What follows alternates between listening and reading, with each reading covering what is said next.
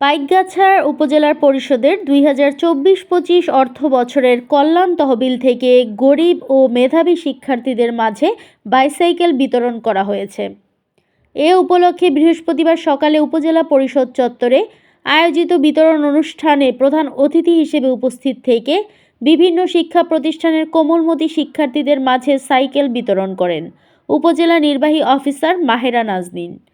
এ সময়ে অন্যান্যদের মধ্যে উপস্থিত ছিলেন উপজেলা সিনিয়র মৎস্য কর্মকর্তা সৈকত মল্লিক, উপজেলা প্রকৌশলী শাফিন শোয়েব, মাধ্যমিক শিক্ষা অফিসার শাহজাহান আলী শেখ, পল্লী সঞ্চয় ব্যাংক কর্মকর্তা জয়ন্ত কুমার ঘোষ, প্রেস ক্লাব পাইকগাছা এর সাধারণ সম্পাদক M Jalal Uddin, academic supervisor Mir Nure Alam Siddique, উপজেলা পরিষদ সিএ কৃষ্ণপদ মণ্ডল সহ শিক্ষার্থীদের অভিভাবক ও শিক্ষকবৃন্দ।